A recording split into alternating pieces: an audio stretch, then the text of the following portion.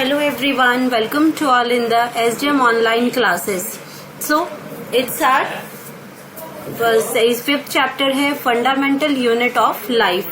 So in this chapter we have already discussed that about the cell, different type of cells, different shape and size of the cells that we have already discussed in the previous video. ठीक है, who discovered the cell, who find out in which type of microscope they have used at that time. ठीक है, they have very simple type of microscope at that, and what is the structure what we call that is the small compartments है इसमें. its structure look like a honey bee, honeycomb का जो structure है उनका उसकी तरह है.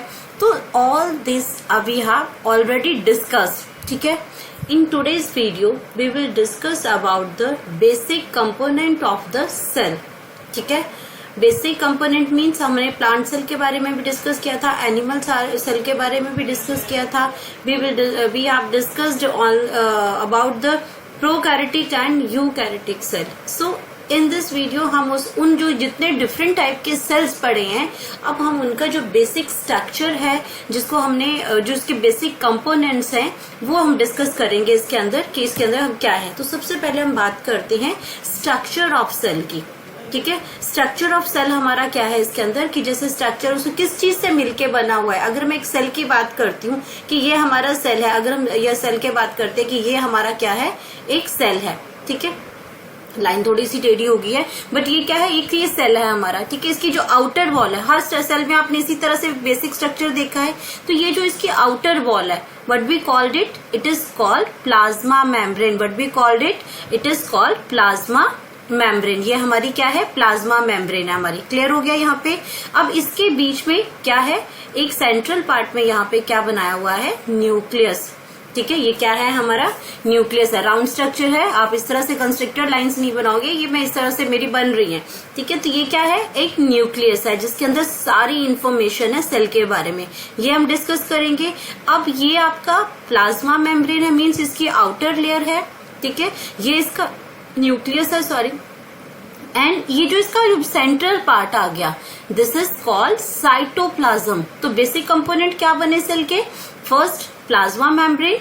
In case of the animal cell, अगर हम प्लांट सेल के बारे में बात करते हैं तो प्लांट सेल में इस तरह से आउटर कवरिंग, आपने अगर प्लांट सेल का स्ट्रक्चर आपको ध्यान में हो तो आपने इस तरह से स्ट्रक्चर पढ़ा था. ठीक है, याद आई कुछ आपको कि जो प्रीवियस वीडियो में हमने स्ट्रक्चर पढ़ा था. तो ये आपका जो आ गया, ये आपका क्या आ गया, एनिमल सेल में ये है आपकी सेल वॉल. ये आपकी क्या है, सेल वॉल है.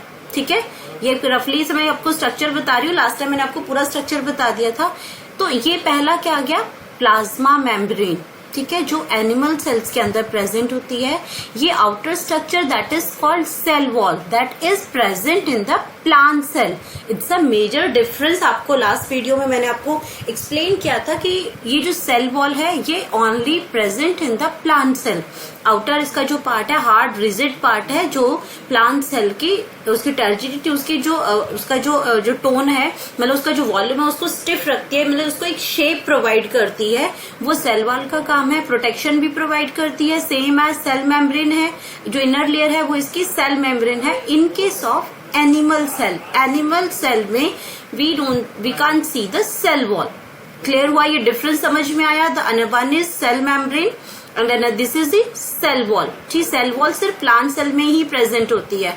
एंड देन न्यूक्लियस है, और न्यूक्लियस और सेल मेम्ब्रेन और सेल वॉल के बीच का जो स्पेस है दैट इज साइटोप्लाज्म.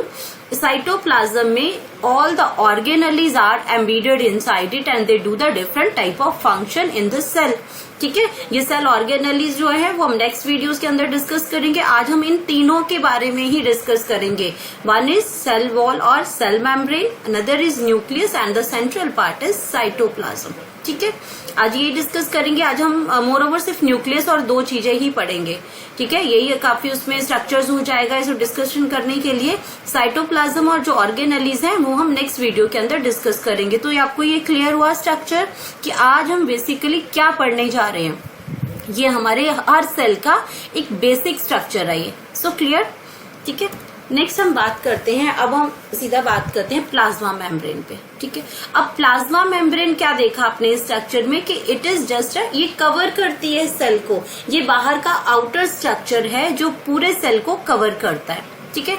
ये क्या करता है, देयरफॉर अ सेल, अब आपके सेल हैं न्यूक्लियस, आपके हर एक पूरी बॉडी के अंदर सेल्स है, ये सेल ही हमारे फंक्शंस का स्ट्रक्चरल और फंक्शनल यूनिट है। तो ये क्या करता है, पूरी तरह कवर्ड है और ये हमें एक्सटर्नल एनवायरनमेंट से सेपरेट करता है because it has a plasma membrane. हमारी बॉडी के अंदर इस तरह से वो सेल्स प्रेजेंट है सारे, और एक सेल दूसरे सेल से अलग है, तो उसको क्यों कैसे अलग है, क्योंकि उसमें प्लाज्मा मेम्ब्रेन बनी हुई है, ठीक है, अलग से उसको कवर किया हुआ है, ठीक है। हर सेल की अपनी, एक सेल के अंदर अपनी पूरी लाइफ है, अपनी एक अलग से उसे पूरी दुनिया जिसको हम कहते हैं, वो हर एक सेल की अपने अंदर ही प्रेजेंट है। उसके बाद सेल मेम्ब्रेन के पास ही कैपेबिलिटी है to decide, cell membrane, plasma membrane जिसको हम बार बार नाम ले रहे हैं, that is a cell membrane, ठीक है।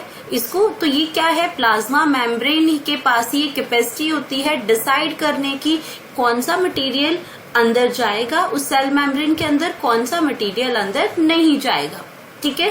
तो इसीलिए हम इस प्लाज्मा मेम्ब्रेन को पर्टिकुलरली हम नाम देते हैं सिलेक्टिव परमिएबल मेम्ब्रेन। क्या नाम देते हैं हम उसको, सिलेक्टिव परमिएबल मेम्ब्रेन हम उसको नाम देते हैं कि ये क्या है, सिलेक्टिव परमिएबल मेम्ब्रेन। मतलब उसमें जैसे आप छन्नी की बात करते हो कि चाय उसमें क्या करती है, चाय कप में चली जाती है, लेकिन जो टी लीव्स है वो छन्नी के ऊपर ही रहते हैं, उस ट्रेनर के ऊपर ही रहते हैं, तो वो भी क्या है, selective permeable membrane. Same as with the plasma membrane, it also act as a selective permeable membrane, ठीक है। ये आपको इसमें सिलेक्ट करती है। तो ये आपकी किससे बनी होती है, लिपिड और प्रोटीन की बनी होती है। ये सैंडविच की तरह होती है, इसके ऊपर भी क्या करते हैं, लिपिड की लेयर होती है, इसके नीचे भी क्या होती है, लिपिड की लेयर होती है, और बीच में क्या बनते हैं हमारे, प्रोटीन के सेल्स बनते हैं। बीच में क्या बनते हैं हमारे, प्रोटीन के सेल्स बनते हैं। इस तरह से ये लेयर बनती है, हमारी प्लाज्मा मेम्ब्रेन होती है। और इसको क्या, ये इसमें क्या है, ये लिपिड के पार्ट है, ये भी लिपिड है, और यहाँ पे क्या है, ये प्रोटीन है। तो इसको हम क्या कहते हैं, बाई लेयर भी कहते हैं। इसकी लिपिड की जो इसमें लेयर है वो लिपिड बाई लेयर भी कहते हैं। बाई लेयर क्यों, क्योंकि लिपिड ऊपर भी है, नीचे भी है, और बीच में प्रोटीन है, तो लिपिड। और इसका जो नाम है वो है फ्लूइड मोजाइक मॉडल। क्या कहते हैं, इसका नाम क्या है उसका, फ्लूइड मोजाइक मॉडल भी हम इसको कहते हैं। जो हम प्लाज्मा मेम्ब्रेन का हमारा जो इसको जो पिक्चर है, उसका जो मॉडल है, उसका डायग्राम का, उसका नाम है फ्लूइड मोजाइक मॉडल, ठीक है। अब ये क्या करता है इसमें, अब सबस्टांस इसके थ्रू, अब हमने ये तो बता दिया कि प्लाज्मा मेम्ब्रेन ही क्या करती है, ये प्लाज्मा मेम्ब्रेन ही डिसाइड करती है कि विच मटेरियल कैन पास और विच मटेरियल कांट पास, ठीक है। तो अब ये इसमें डिफरेंट प्रोसेसेस हैं, जैसे like one is diffusion and another is osmosis. इन दो प्रोसेस है जिनके थ्रू प्लाज्मा मेम्ब्रेन से मटेरियल एक्सचेंज होता है, ठीक है। मटेरियल एक्सचेंज होता है by these two processes, one is diffusion and another is osmosis, ठीक है। अब डिफ्यूजन आपका, जितना आपकी जो गैसेस मटेरियल है जो बॉडी के अंदर एक्सचेंज होती है, सेल्स के अंदर जिसका एक्सचेंज होता है, that is done by the diffusion process. Diffusion process से कार्बन डाइऑक्साइड है, ऑक्सीजन आप लेते हैं, कार्बन डाइऑक्साइड को एक्सेल करते हैं। अब ये सारी चीजें जो गैसेस आपका एक्सचेंज होती है बॉडी के अंदर, that is done by the diffusion process. Diffusion आपका क्या है कि ये डिफ्यूजन एक ऐसी स्पॉन्टेनियस मूवमेंट है। स्पॉन्टेनियस का मतलब जिसको हम नहीं करवा रहे हैं, अपने आप से ये प्रोसेस हो रही है डिफ्यूजन का। हम तो नहीं बार बार कह रहे हैं ऑक्सीजन अंदर आ जाए, कार्बन डाइऑक्साइड बाहर निकलना, हमको ये ऑटोमेटिकली प्रोसेस जा रही है, हमारे बिना किसी एफर्ट के हम सांस ले रहे हैं, सांस छोड़ रहे हैं, ठीक है। So that is by the diffusion. अब अगर आप इसको इंसेंस स्टिक है, मतलब मीन्स अगरबत्ती है, उसको आप एक रूम में उसको बंद करते हैं, तो वो क्या करते हैं, उसकी जो खुशबू आपके सारे घर में फैलती है, दैट इज अ डिफ्यूजन। तो वो उसको हम खुद से तो नहीं कर रहे हैं, परफ्यूम लगाते हैं, उसकी खुशबू हर जगह पहुंचती है ड्यू टू डिफ्यूजन, तो आपका एयर में वो डिफ्यूज होती है। लेकिन यहाँ पे डिफरेंस ये है कि यहाँ पे सिलेक्टिव परमिएबल मेम्ब्रेन के थ्रू ही मटेरियल डिफ्यूज होता है। तो गैसेस जितनी है हमारी, वो डिफ्यूजन के थ्रू सेल के इधर से एक साइड से दूसरी साइड जाती हैं, और वो भी किस बेस पे, from the region of higher concentration to region of its lower concentration. खुशबू अगर आप अगरबत्ती की या परफ्यूम की बात कर रही हूँ, तो अगर हमने अपने बेडरूम में अगर उसको यूज किया है तो उसकी जो स्मेल होगी, उसकी जो फ्रेग्रेंस होगी वो उस रूम में ज्यादा होगी as compare to the far living rooms, जो दूर जो रूम है उनमें। तो ये कहाँ मूव करती है, ये आपके हायर रीजन, उस रीजन से स्टार्ट करेगी जहां पे इसको स्टार्ट हुआ, जहां से ये खुशबू सबसे पहले चली थी, कहाँ से मूव करेगी, टू लोअर कॉन्सेंट्रेशन की तरफ ये मूव करेगी। गैसेस का भी यही है, अगर हमारी बॉडी में ऑक्सीजन कम है तो हमारा बाहर एनवायरनमेंट में ऑक्सीजन ज्यादा है, हमारे सेल के अंदर, बॉडी के अंदर ऑक्सीजन कम है, तो ऑक्सीजन ऑटोमेटिकली मूव करती है टू हायर कॉन्सेंट्रेशन, यानी कि बाहर हायर कॉन्सेंट्रेशन एनवायरनमेंट में हमारी बॉडी में कम है, तो ऑक्सीजन स्पॉन्टेनियसली मूव करेगी थ्रू नॉस्ट्रिल हमारी बाहर के environment to higher region to low concentration. ठीक है, ये चलेगी। और कार्बन डाइऑक्साइड हमारी बॉडी में ज्यादा होगी, बाहर एनवायरनमेंट में हमारे सराउंडिंग में कम है, तो क्या है, अंदर से वो क्या करेगी, उन सेल से बाहर की तरफ मूव करेगी। ये बाहर के एनवायरनमेंट में भी है और हमारे एक सेल से दूसरे सेल में भी है। ठीक है, इसी तरह से गैसेस एक्सचेंज होती हैं। क्लियर हुआ ये आपको? ठीक है, नेक्स्ट हम बात करते हैं ऑस्मोसिस की। तो ये ऑस्मोसिस क्या है? It is a special type of diffusion. दोबारा रिपीट कर रही हूँ, osmosis is a special type of diffusion. इसमें क्या है, लेकिन इसके अंदर गैसेस नहीं एक्सचेंज होती हैं। स्पेशली अगर हम ऑस्मोसिस की बात करते हैं तो इसमें हम बात करते हैं वाटर मॉलिक्यूल्स की। We will talk about the water molecules when it passes through the selective permeable membrane. अब सेल में सिर्फ गैसेस तो एक्सचेंज नहीं होती ना, सिर्फ ऑक्सीजन कार्बन डाइऑक्साइड तो नहीं है उसमें, हमें वाटर है, मिनरल्स है, बाकी चीजें भी पास ऑन होती हैं सेल्स के फंक्शनिंग के लिए, प्रॉपर फंक्शनिंग के लिए। तो व्हेन जब ये सिलेक्टिव परमिएबल मेम्ब्रेन में वाटर के मॉलिक्यूल्स मूव करते हैं फ्रॉम, सेम चीज है, from the higher region of higher water concentration to region of lower water concentration.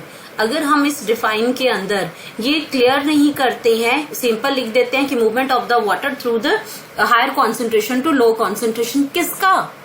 अगर हम इसमें ये word through selective permeable membrane नहीं यूज करते हैं या फिर region of higher water concentration नहीं यूज करते हैं दोनों जगह, तो ये जो डिफाइन है ये कंप्लीट नहीं होगी। सो for complete mark or complete meaning, you have to write down the selective permeable membrane and the region of higher water concentration to region of lower water concentration. You have to write a complete define. Clear? अब जब हम ये osmosis की बात करते हैं, ठीक है, अब ऑस्मोसिस की जब हमने बात की तो हम क्या करते हैं, हम सीधा वाटर की बात कर रहे हैं कि region of higher water concentration to region of lower water concentration. अब इस चीज को जब हम डिफरेंट सोल्यूशन में बात करते हैं, अब हमारे पास डिफरेंट मटेरियल है, डिफरेंट फूड आइटम्स हैं। अब इसमें कई बार उसमें वाटर इसके अंदर प्रेजेंट है, सेल के अंदर प्रेजेंट है, बाहर नहीं प्रेजेंट है, तो ये सारी चीजें हम इस तरह से क्लियर नहीं कर सकते। तो इसको हम एक कंडीशंस देते हैं। ये जो सोल्यूशंस होते हैं जिसमें हम बात कर रहे हैं region of high water concentration, ये आपके डिपेंड करता है कि कहाँ पे किसकी कॉन्सेंट्रेशन ज्यादा है। ये इसमें हम दो चीजों में कंपेयर करते हैं, एक तो वाटर और दूसरा सॉल्यूट, कि उसको जो मटेरियल है कहाँ पे वाटर वो पास ऑन करेगा। ये का अगर इसको डिफाइन करना है तो हम इसमें कंडीशन रखते हैं इसका कि But let's see what will happen if you put a animal cell or a plant cell into a solution of sugar or salt prepared in water. अब फॉर एग्जाम्पल आपको मैं पहले एग्जाम्पल से क्लियर करती हूँ, then you can understand that कि मैं आपको क्या समझा रही हूँ। अब हम क्या बात कर रहे हैं कि जैसे आपको फॉर एग्जाम्पल हम बात करते हैं कि आप वेजिटेबल्स है, ठीक है, अब वेजिटेबल्स है या फिर आप सैलेड काटते हो तो उसमें आप क्या करते हो, सॉल्ट डालते हो ऊपर, ठीक है, या डेली आप देखते हो घरों में, तो हम क्या करते हैं, आपको ये नहीं कि अपनी बॉडी के अंदर सेल निकाल के दिखा रहे कि कहाँ वाटर की कॉन्सेंट्रेशन ज्यादा, ये डेली के एग्जांपल्स हैं। अब आपने इसमें कुकुम्बर यानी कि खीरा काटा या आपने वेजिटेबल्स काटी, अब आपको पता है ये वेजिटेबल्स हैं, कुकुम्बर है, ये इन सब में क्या होता है, वाटर ज्यादा होता है, और ये सारी चीजें क्या है, सेल है। आपने इसको जैसे कुकुम्बर का आपने उसको पील आउट कर दिया, अब अंदर क्या है, ये सेल है, behave like a cell, like cell ही तो बने इन सारी चीजों की, ये सारे सेल से तो बने हुए सारे, चाहे वो वेजिटेबल्स है, चाहे ह्यूमन सेल है, कोई और है, तो सारे सेल्स हैं। अब ये सेल्स हैं, उसके ऊपर आपने क्या किया, सॉल्ट डाल दिया, ठीक है। आपने एप्पल काटा या आपने उसमें कोई वेजिटेबल काटी या आपने कुकुम्बर या खीरा काटा, उसके आप रूप में आपने सॉल्ट डाल दिया, सॉल्ट जैसे थोड़ी देर डाल के रख दिया, तो आपने खुद कभी नोटिस किया होगा कि जो काटती बार जितने वो थोड़े से ड्राई थे, थोड़ी देर सॉल्ट डालने के बाद वो गीले गीले से हो जाते हैं, उसमें थोड़ा सा मॉइस्चर ज्यादा हो जाता है, वो और थोड़ी देर रखो तो वो बिल्कुल सॉफ्ट से हो जाते हैं। कभी सोचा है कि रीजन क्या है उसका? रीजन ये है कि आपने क्या किया, उसमें वो एक दैट द कुकुम्बर पीस और एप्पल पीस और any vegetable piece behave like a cell, जिसकी आपने अपर लेयर पे क्या कर दिया, सॉल्ट डाल दिया, सॉल्यूट हो गया। दो चीजें क्लियर करवा रही हूँ मैं आपको, सॉल्यूट हो गया वो सॉल्ट आपका, आपने सॉल्ट डाल दिया उसके अंदर, लेकिन उस सेल के अंदर मीन्स उस कुकुम्बर उस वेजिटेबल के अंदर वाटर का कॉन्सेंट्रेशन क्या है, ज्यादा है, क्योंकि आपको पता है वेजिटेबल्स के में फ्रूट्स में वाटर का अमाउंट ज्यादा होता है। ठीक है, क्लियर हो रही है, अब चीजें कनेक्ट कर रहे हो। तो इसमें क्या किया, अब क्या हुआ, वाटर की कॉन्सेंट्रेशन कहाँ ज्यादा हुई, उस सेल के अंदर ज्यादा हुई as compare to outer part, समझ रहे हो। तो अब क्या हुआ, वाटर मूव किया खीरे के अंदर से बाहर की साइड सॉल्यूट की तरफ, जहां सॉल्ट डाला है सॉल्यूट वहां ज्यादा है, इट मीन्स वहां वाटर कम होगा। वाटर कहाँ ज्यादा हुआ, उस फ्रूट और वेजिटेबल के अंदर ज्यादा हुआ। तो वाटर कहाँ मूव किया, from higher region to concentration to lower region. तो वो वाटर क्या है, वेजिटेबल से निकल के उस कुकुम्बर के पीस से निकल के बाहर की साइड आ गया। तो आपने देखा कि इसीलिए वो थोड़ा सा स्लगी सा हो जाता है, थोड़ा सा वो मॉइस्चर उसमें ज्यादा हो जाता है, नमक अगर डाल के रख दे। इसीलिए हम कोशिश करते हैं कि जब खाने बैठे तभी उसमें सैलेड में सॉल्ट डालें। ठीक है, ये मैक्सिमम आपने घरों में देखा है, बट अब आप रीजन भी समझेंगे कि ये क्या हुआ, ऑस्मोसिस। ये क्या हुआ, ऑस्मोसिस हुई, इसमें क्लियर हुआ ये सारी चीजें। ठीक है, अब हम दूसरा एग्जांपल देते हैं। अब इसमें एग्जांपल क्या हो रहा है, और इस प्रोसेस को हम क्या कहते हैं, एक्सऑस्मोसिस, क्योंकि सेल के अंदर से वाटर निकला बाहर की साइड, तो वाटर सेल से बाहर निकला तो क्या हुआ, एक्सऑस्मोसिस, वाटर बाहर की तरफ निकला। तो name of the process is exosmosis. ठीक है, और ये जो आपका पूरा सोल्यूशन जो बना, ये आपको इसमें बाद में आती हूँ। एक दूसरा एग्जांपल आपको बताती हूँ, किशमिश का। ठीक है, किशमिश का एग्जांपल है, किशमिश पता है ना, दाग जो होती है उसको क्या करते हैं, अगर हम वाटर के अंदर डालते हैं, सोक कर दिया वाटर के अंदर, थोड़ी देर में नोटिस किया कि वो फूल जाती है, फूल के दाने बड़े बड़े हो जाते हैं उसके। ठीक है, तो साबूदाना लेते हैं या आप चने भिगोते हैं, दूसरी चीजें, उसमें क्या होता है, जब डालते हैं तो साइज छोटा होता है, लेकिन ओवरनाइट उसको अगर सोक करके रखे तो नेक्स्ट डे किशमिश फूल जाती है। तो ये क्या हुआ क्या, कुछ नहीं हुआ इसके अंदर। इसके अंदर क्या हुआ कि जो हमने क्या किया, उस किशमिश को वाटर के अंदर डाला। ठीक है, अब किशमिश पे क्या है, it's behave like a cell, cell हुआ ना ये, तो ये तो क्या है, सेल बन गया। किशमिश में एक सेल है, अंदर किशमिश है तो इसका मतलब अंदर शुगर है, सेल के अंदर शुगर का मतलब सॉल्यूट ज्यादा है, लेकिन बाहर क्या है, वाटर का कॉन्सेंट्रेशन ज्यादा है। ठीक है, अब वाटर क्या करेगा, higher concentration to low concentration move करेगा। तो अब वाटर ने क्या किया, जो वाटर के जिस वाटर के अंदर हमने किशमिश डाली थी, अब वाटर बाहर से किशमिश के अंदर जाएगा, क्योंकि ऑस्मोसिस है, हमेशा वाटर कहाँ मूव करेगा, हायर कॉन्सेंट्रेशन टू लो। किशमिश के अंदर क्या ज्यादा है, शुगर, यानी सॉल्यूट ज्यादा है, तो अब वो पानी अंदर की तरफ जाएगा और आपकी किशमिश क्या होगी, पानी की वजह से फूल जाएगी। ठीक है, तो ये क्या बन गया, ये आपका हो गया आपका एंडोऑस्मोसिस। ये क्या बन गया, एंडोऑस्मोसिस, यानी कि वाटर जब अंदर गया, सेल के अंदर गया, तो that is process is for endosmosis. अब आपको मैंने दो कंडीशन समझाई, एक तीसरा एग्जांपल और बताती हूँ, क्योंकि ये थोड़ा सा आपको, अगर मैं डायरेक्ट हाइपोटोनिक अगर इसमें आइसोटोनिक समझाती तो आपको ये वर्ड एकदम नए लगते, and you are not able to understand these words, so I will give you these daily based examples, so now you are easily catch up my these words, hypotonic, isotonic, जो कि मैं आगे discuss करने वाली हूँ। ठीक है, अब मैं बात करती हूँ क्या कि हम देखते हैं कस्टर्ड बनाते हैं, बहुत सारी मदर्स बनाती हैं कस्टर्ड। उसमें कस्टर्ड में आप क्या करते हैं, कस्टर्ड बनाने में उसमें फ्रूट्स वगैरह भी बहुत सारे डालती हैं। कभी नोटिस किया है कि कस्टर्ड कुछ देर बनाने के बाद, कस्टर्ड को आप रख दो कुछ देर, उसमें फ्रूट्स वगैरह सारा जो आप डालते हो वो डाल के रख दो, थोड़ी देर के बाद आप देखोगे, थोड़ी देर घंटे भर के बाद आप देखोगे कि उसकी जो कंसिस्टेंसी है, मतलब वो थोड़ा सा थिक नहीं होता, वो थोड़ा सा पतला हो जाता है। नहीं पहले नोटिस किया, अब नोटिस करना। अब रीजन आपको क्लियरली एकदम से आपको कनेक्ट किया, समझ आया रीजन क्या है, क्यों वो पतला हुआ। यस, क्यों पतला हुआ, क्योंकि उसके अंदर फ्रूट्स डाले हुए हैं हमने, उसके अंदर ग्रेप्स भी डाले हैं, उसके अंदर एप्पल भी काट के डाल दिए, उसके अंदर दूसरे जो फ्रूट्स आपको पसंद है वो सब डाल दिए। अब क्या है, जो कस्टर्ड का है, कस्टर्ड जो सोल्यूशन है, उस सोल्यूशन में क्या है, शुगर ज्यादा है। यही हुआ ना, कस्टर्ड का जो आपका जो लिक्विड है उसमें सोल्यूशन, वो इसको कंपेयर कर रहे हैं हम सेल के बारे में, जबकि जितने हमने फ्रूट्स डाले वो क्या है, एज अ सेल हम बिहेव कर रहे हैं उसको। तो उनमें से क्या है, जो कस्टर्ड है जो सारा, उसके अंदर शुगर ज्यादा है, उसके अंदर शुगर ज्यादा है, जबकि जो फ्रूट्स हमने डाले हैं उसके अंदर वाटर ज्यादा है। तो क्या हो रहा है, ऑस्मोसिस हुई, जितना वाटर आपका उन फ्रूट्स के अंदर था वो ऑस्मोसिस की वजह से सारा वहां से निकला, कहाँ की तरफ, सॉल्यूट की तरफ, जहां पानी कम था, और वो पानी निकल के किसमें मिक्स हुआ, कस्टर्ड के अंदर, और कस्टर्ड क्या हो गया, पतला। अब समझ आया सारी चीजें, ठीक है। अब आपको एग्जाम्पल से आई एम 100% श्योर कि अब आपको पूरा समझ आ गया। अब आपको ये जो मैं लैंग्वेज बोलूंगी अब तीनों सॉल्यूशंस की, अब आपको क्लियरली एकदम आप इसको कैच कर लोगे। So now I am talking about the different type of solutions. Number 1, hypotonic solution. Now I am talking about hypotonic solution. अब मैंने जो ये एग्जांपल दी है आपको, अब आपको इसके साथ इन सॉल्यूशंस को कनेक्ट करना है ब्रेन में कि ये हाइपोटोनिक की अगर बात कर रही हूँ तो मैं कौन से एग्जांपल की बात कर रही हूँ। क्लियर हुआ?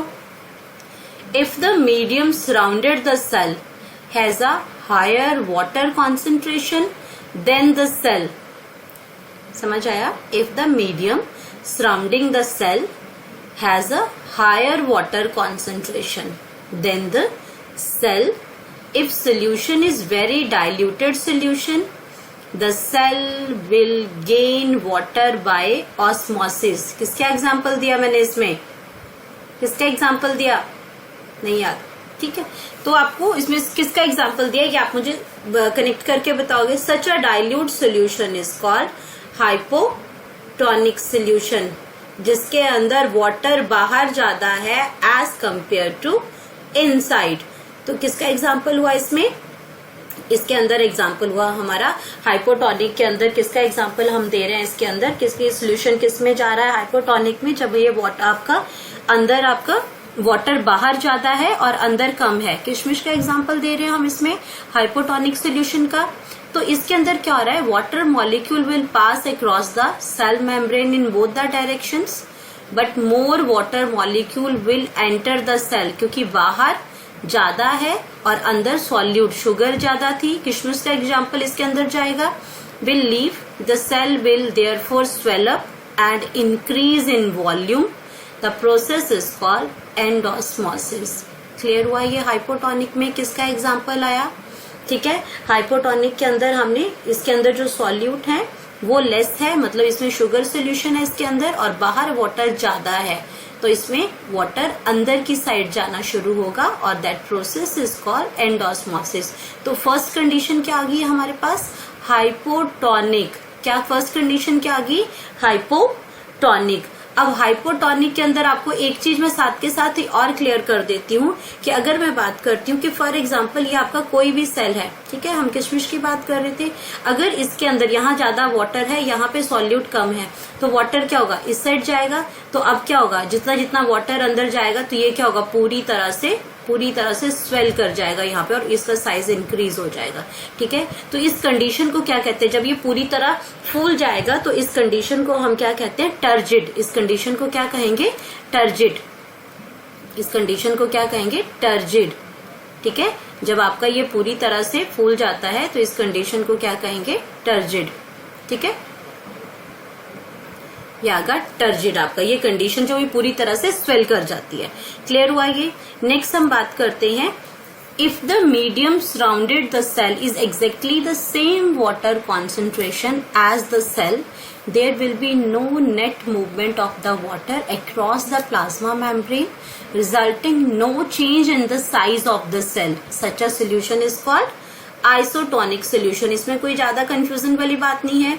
अब ऐसे मीडियम के अंदर है जहाँ पे वाटर कॉन्सेंट्रेशन की जो मूवमेंट होगी वो दोनों में सेम रहेगी, ठीक है। वाटर का मॉलिक्यूल यहाँ भी जाएगा, यहाँ पे भी जाएगा, और वाटर का जो मॉलिक्यूल है वो यहाँ भी जाएगा। तो जो नेट मूवमेंट है वो सेम रहेगी। सेल का साइज नहीं चेंज होगा, सेल ना तो श्रिंक होगा ना ही स्वेल करेगा, तो दोनों ही क्या करेंगे, वो उसमें सेम रहेंगे। जैसे आपने हाइपोटोनिक में वो स्वेल कर जाता है, फूल जाता है, तो वो एकदम टर्जिड, एकदम स्टिफ हो जाता है, ठीक है। अब हम थर्ड टाइप ऑफ सोल्यूशन है हाइपरटोनिक। हाइपरटोनिक में हम किसका एग्जाम्पल दिया था, हमने कस्टर्ड का, समझ लो कस्टर्ड में दिया था, ठीक है। या फिर हमने कोई भी वेजिटेबल पील है, कोई कुकुम्बर का पीस है, जहाँ पे बाहर कॉन्सेंट्रेशन उसमें फर्क आएगा दोनों में। If the medium has lower concentration of water then the cell के अंदर, कुकुम्बर के अंदर ज्यादा वाटर है और बाहर हमने जैसे सॉल्ट डाला तो उसमें से सॉल्यूट ज्यादा है, वाटर नहीं है। If it is very concentrated solution, the cell will lose water. तो अंदर से सेल क्या होगा, पानी अंदर से बाहर की तरफ चला जाएगा, और वो such type of solution is called hypertonic. इसके अंदर क्या होगा कि ये श्रिंक कर जाएगा। अगर आपका ये फॉर एग्जांपल कोई सेल है, यहाँ पे आपका यहाँ पे एक सेल बना दिया, ठीक है, ये आपका यहाँ से वाटर निकल गया, इसमें वाटर का जो मॉलिक्यूल है ये आपका बाहर निकल गया, इसमें आपका ये जो आपका H2 है, ये आपका H2 आपका बाहर निकल गया, ठीक है। ये आपका वाटर का जो मॉलिक्यूल है ये आपके बाहर निकल गए। तो इसके जो इंटरनल सेल है, ये जो प्लाज्मा है इसका, ये जो अंदर का जो स्ट्रक्चर है, ये आपका श्रिंक होने लग जाता है, ये छोटा सा हो जाता है, मतलब इकट्ठा हो जाता है। वो फ्लैसिड पूरी तरह फूला हुआ नहीं जाता है, सिकुड़ जाता है, ठीक है। अगर जैसे आप बैलून को हवा भरते हैं, उसके अंदर पानी भरते हैं तो वो फूल जाता है, लेकिन जैसे उसके अंदर से सारी हवा निकल जाती है तो क्या होता है, एकदम छोटा सा बन जाता है, इकट्ठा हो जाता है। So that condition is called hypertonic. क्योंकि सारा पानी निकल गया तो क्या हो जाता है, बिल्कुल सुकड़ जाता है, ड्राई हो जाता है वो बिल्कुल, ठीक है। किशमिश अगर बहुत पुरानी रखे तो धीरे धीरे सिकुड़ जाती है। सो दैट उसका जितना मॉइस्चर है वो अपने आप ही निकलता रहता है, तो वो क्या बन गया, हाइपरटोनिक सोल्यूशन। क्लियर हुआ ये बेटा। और जब पानी इसके बाहर निकल रहा है, तो ये बाहर की साइड निकल रहा है, सेल से बाहर की साइड निकल रहा है, that process is called exosmosis. That process is called exosmosis. So it's the easiest way to understand the 3 different type of solutions और इसकी कंडीशंस। अब जब इस प्रोसेस को क्या कहते हैं, जब इसमें से प्लाज्मा ये सारा श्रिंक होने लग जाता है, this process is called plasmolysis. That process is called plasmolysis. Plasma, इसके सारा प्लाज्मा से वाटर निकल जाता है, श्रिंक हो जाता है, और ये अगर ये कॉन्सेंट ज्यादा अमाउंट में चलता रहे, धीरे धीरे ये प्लाज्मा डेड हो जाता है और प्लांट खत्म हो जाता है, अगर ये प्लांट सेल की बात कर रहे हैं, ठीक है। या फिर हम लोग केवल स्टोर करने के लिए माइक्रो ऑर्गेनिजम्स के अंदर बहुत सारा इसमें केवल हम लोग क्या करते हैं, कभी आपने घर में देखा है अचार वगैरह वो बनाने के लिए क्या करते हैं, आपकी मदर नमक लगा के उसको कुछ दिन धूप में रख देती है, तो उसके अंदर जितना वाटर है वो निकल जाता है और सन ड्राई हो जाता है, तो आपका अचार खराब नहीं होता। ये सिंपल प्रोसेस जो रोज हमारे घरों में हम देखते हैं, बट अब आपको नॉलेज होगी है, कॉन्सेप्ट क्लियर हो गया है, now you can relate all these examples with these solutions, ठीक है। ये डेली की प्रोसेस आपकी मदर, आप खुद भी करते हो, इन्वॉल्व होते हो, उनकी हेल्प करते हो, तो डेली ये प्रोसेस को हम देखते हैं घरों में, ठीक है। तो अब इसकी पिक्चर हम देख लेते हैं। ये one is hypertonic solution. Hypertonic solution में आपका ये जो हमने अभी थर्ड वाला जो किया है हाइपोटोनिक, डायग्राम में कंफ्यूज मत होना, ये थर्ड लास्ट वाला जो हाइपरटोनिक है, इसमें से वाटर क्या हो रहा है, सेल से बाहर निकल रहा है, ठीक है, एक्सऑस्मोसिस हो रही है इसके अंदर। आइसोटोनिक में वाटर अंदर भी जा रहा है, बाहर भी निकल रहा है, तो नेट इसकी प्रोसेस क्या है, उतना ही रहेगा, सेम रहेगा, कोई फर्क नहीं पड़ेगा। हाइपरटोनिक में क्या हो रहा है, ये आपको जो स्ट्रक्चर मैंने डायग्राम बनाई है कैसे श्रिंक हो रहा है, ठीक है, ये सेम आ रहा है, और ये क्या हो रहा है, फूल रहा है। ये बीच में वो ये देख रहे हो वाटर का मॉलिक्यूल, ये वैक्यूल है, ठीक है। तो ये हम ये आउटर स्ट्रक्चर, ये प्लांट सेल के बारे में बात कर रहे हैं, आउटर स्ट्रक्चर इसका दिखा रहे हैं। ये हाइपरटोनिक सोल्यूशन है, ये हाइपोटोनिक सोल्यूशन जो फर्स्ट हमने यहाँ पे डिस्कस किया था। सो आई होप कि आपको ये तीनों टाइप के सोल्यूशन जो हैं वो क्लियर हो रहे हैं। तो ये थी हमारी osmosis, and it's very important and very interesting topic कि कैसे ऑस्मोसिस होती है, कब होती है, कब वाटर अंदर जाता है, कब वाटर बाहर आता है, and what are the different examples on daily basis. Clear हुआ ये आपको सारा। नेक्स्ट हम बात करते हैं सेल वॉल की, ठीक है।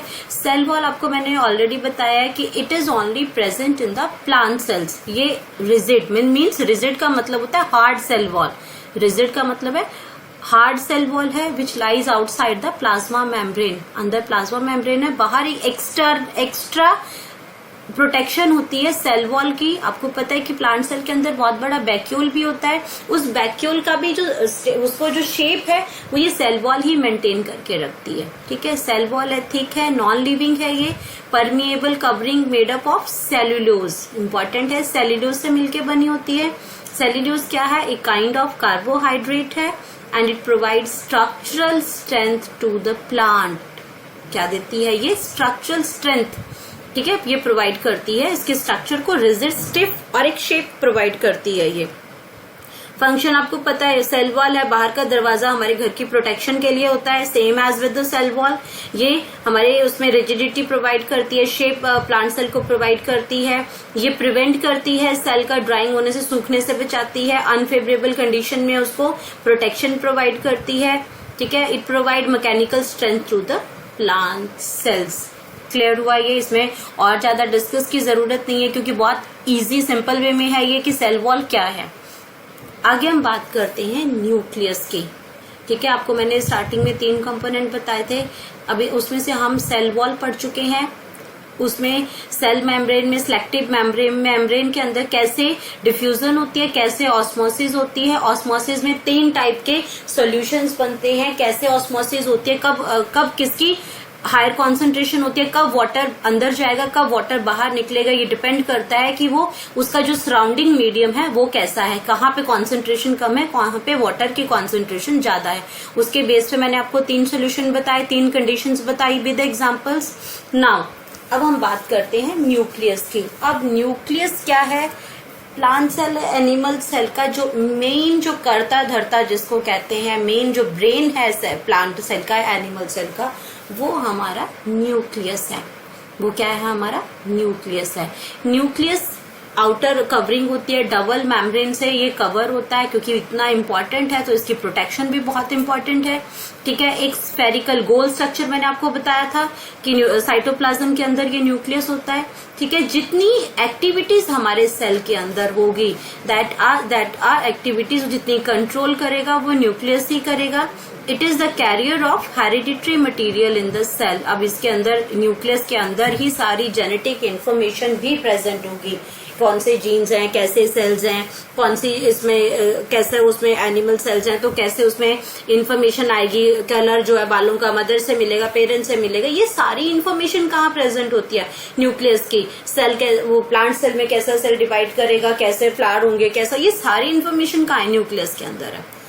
ठीक है, तो अब आप इसमें स्ट्रक्चर क्या है? It is bounded by 2 membrane का, डबल मेम्ब्रेन स्ट्रक्चर होते हैं ये।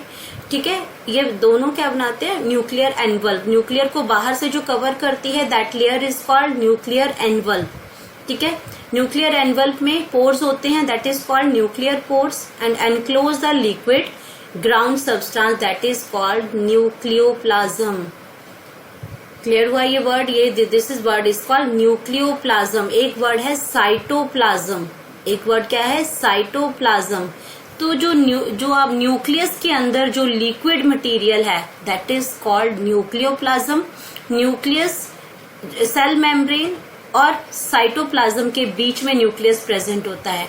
वो साइटोप्लाज्म के अंदर होते हुए भी साइटोप्लाज्म के साथ उसका लेना देना नहीं होता, सिर्फ न्यूक्लियर पोर के थ्रू ही वो मटेरियल ट्रांसफर करता है। ठीक है, तो न्यूक्लियस के अंदर का जो लिक्विड है, दैट इज कॉल्ड न्यूक्लियोप्लाज्म। ठीक है, it's not a cytoplasm, it's a nucleoplasm. Cytoplasm आपने अलग, मैंने आपको स्टार्टिंग में पिक्चर बना के बताई थी कि साइटोप्लाज्म अलग चीज है, न्यूक्लियोप्लाज्म अलग। ये न्यूक्लियोप्लाज्म और आपका ये जो साइटोप्लाज्म मिक्स है, दैट इज प्रोटोप्लाज्म, वो अलग अलग टर्म है। ठीक है, अब ये न्यूक्लियोपोर का फंक्शन क्या है? Nucleopore allot transfer of materials between the nucleoplasm and the cytoplasm. Clear हो रहा है आपको? ठीक है, आपको ये न्यूक्लियोप्लाज्म है और ये साइटोप्लाज्म, इनके बीच में जो अगर मटेरियल ट्रांसफर होना है वो इन न्यूक्लियर पोर्स के थ्रू होता है। ठीक है, अब न्यूक्लियोप्लाज्म विद इन न्यूक्लियोप्लाज्म। अब न्यूक्लियोप्लाज्म तो आगे, अब मैंने आपको बताया था स्टार्टिंग में कि साइटोप्लाज्म के अंदर सारी सेलुलर ऑर्गेनेलिस प्रेजेंट होती हैं, चाहे गोल्गी बॉडीज है, राइबोसोम्स, एंडोप्लाज्मिक रेटिकुलम है। अगर प्लांट की बात करें तो उसमें क्लोरोप्लास्ट है, अगर एनिमल की बात करते हैं तो उसमें लाइसोसोम्स है, अदर ऑर्गेनेलिज भी हैं। आपने लास्ट वीडियो में मैंने आपके ऑर्गेनेलिज का भी डिफरेंस बताया था कि कौन सी सिर्फ प्लांट में प्रेजेंट है, कौन सी सिर्फ एनिमल्स में प्रेजेंट है और कौन सी कॉमन है दोनों में। अगर इस वीडियो में थोड़ा सा कंफ्यूज है तो प्रीवियस वीडियो को दोबारा एक बार जरूर देखें ताकि ये सारे पॉइंट्स भी आपको क्लियर हो जाएं। अब जो न्यूक्लियोप्लाज्म है उसके अंदर ये दो मटेरियल है, one is nucleolus and another is chromatin material. ये क्रोमेटिन मटेरियल तो है जेनेटिक मटेरियल सारा, ठीक है। न्यूक्लियोलस के अंदर क्या है, न्यूक्लियस मे बी वन और more in number and not bounded by any membrane. Nucleolus के अंदर प्रेजेंट क्या है, DNA, RNA and protein. Nucleolus के अंदर क्या प्रेजेंट है, इसके अंदर डीएनए है, डीऑक्सी न्यूक्लियो इसमें डीऑक्सी न्यूक्लिक एसिड है, डीऑक्सी राइबो न्यूक्लिक एसिड है और इसमें ये आपको इसमें राइबोक्सी न्यूक्लिक एसिड है, इसके अंदर आरएनए है राइबो इसमें, और ये प्रोटीन है। ये दोनों ही हमारे जेनेटिक इंफॉर्मेशन देते हैं, डीएनए और आरएनए, ठीक है। इसी से हमें पता चलता है हमारा डीएनए टेस्टिंग आपने बार बार सुनी होगी, ये आरएनए आपको प्रोटीन सिंथेसिस में हेल्प करता है और डीएनए आपका पूरा जो जेनेटिक इंफॉर्मेशन है जीन्स के थ्रू ये यहीं से आते हैं। It is the site of ribosomes formation. Nucleolus is known as factory of ribosomes. ये राइबोसोम्स है आपके प्रोटीन को फंक्शन करने के लिए, इसमें प्रोटीन्स को फॉर्मेशन में हेल्प करता है ये, ठीक है। नेक्स्ट है क्रोमेटिन मटेरियल। क्या होता है क्रोमेटिन मटेरियल, एक्चुअल में क्या होता है, एक थ्रेड लाइक स्ट्रक्चर होते हैं। ये आपको ये डायग्राम पहले दिखा देती हूँ। ये आपके आ गया न्यूक्लियस का स्ट्रक्चर है ये पूरा। ये न्यूक्लियोलस है जिसके अंदर डीएनए आरएनए है सारे। ये न्यूक्लियर पोर है, ठीक है। ये अंदर का जो मटेरियल है दैट इज कॉल्ड न्यूक्लियोप्लाज्म। ये जो येलो गोल्डन येलो कलर का है ये दिस इज कॉल्ड न्यूक्लियोप्लाज्म। ये न्यूक्लियर पोर है। ये आपके डबल मेम्ब्रेन स्ट्रक्चर है बाहर के इसमें, ठीक है। न्यूक्लियर जो मेम्ब्रेन बनी हुई है ये आउटर डबल मेम्ब्रेन स्ट्रक्चर है। अब ये जो मटेरियल न्यूक्लियस आपको बता दिया मैंने, यहाँ पे डीएनए आरएनए और प्रोटीन है। और ये जो थ्रेड लाइक स्ट्रक्चर जो आप देख रहे हो दैट इज कॉल्ड क्रोमेटिन्स। ये दैट इज कॉल्ड क्रोमेटिन्स, ठीक है। तो ये आपके क्या करते हैं, thin thread like intermingled mass of chromosomes है, दीज आर कॉल्ड क्रोमोसोम्स। इन क्रोमोसोम्स में बेटा जीन्स होते हैं, ठीक है। और ये मटेरियल जेनेटिक मटेरियल जो ट्रांसफर करते हैं DNA, deoxyribonucleic acid है इसमें, ठीक है। और ये प्रोटीन्स है, इसके अंदर हिस्टोन प्रेजेंट होती है। DNA store all the information necessary for cell to function, to grow, reproduce further cells of next generation. Chromatin is condensed into 2 or more thick ribbon-like chromosomes during the division of the cells. या अभी तक तो आपने पूरा उनका गोला ऐसा लगता है खुल गया हो सारा, ठीक है। ये आपका वो वाला हिसाब है, क्रोमेटिन उसको कहते हैं। उनका गोला हाथ से गिर जाए बुनते बुनते तो खुल जाता है ना, सारा धागे धागे हो जाते हैं, same as the chromatin conditions. लेकिन जब आपका ये जब सेल डिवीजन होने लगती है तो आपका प्रॉपर इस तरह से ये स्ट्रक्चर बन जाता है क्रोमोसोम्स का। इस तरह से क्रोमोसोम्स के स्ट्रक्चर बन जाते हैं, ठीक है। ये आपका प्रॉपरली इस तरह स्ट्रक्चर बनते हैं। इसमें इनमें सब में यहाँ पे जैसे यहाँ पे आ गया, यहाँ पे जीन्स प्रेजेंट हो गए, यहाँ पे जीन्स प्रेजेंट हो गए, यहाँ पे जीन्स प्रेजेंट। इन जीन्स के पास ही सारी इन्फॉर्मेशन होती है। और ये क्रोमोसोम्स आपने सुना ह्यूमन बॉडी में कितने क्रोमोसोम्स होते हैं, 46 क्रोमोसोम्स होते हैं। आपको पता है कि इसमें ये पेयर्स में होते हैं क्रोमोसोम्स। जैसे क्रोमोसोम्स बनाए ये पेयर में होते हैं, तो कितने पेयर्स होते हैं, 23 पेयर्स होते हैं हमारे क्रोमोसोम्स के।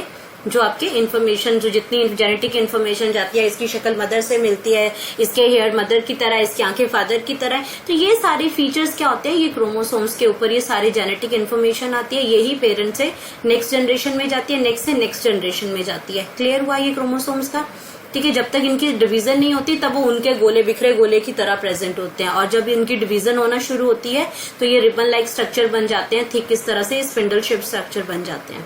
Functional segment of DNA are genes. ये जीन्स इसमें बने होते हैं। Genes carry information for protein synthesis which is turn control the development of characters. ये कैरेक्टर्स है, नीली आंखें हैं, काली आंखें हैं, काले बाल हैं, ब्राउन बाल है, स्किन का कलर डार्क है।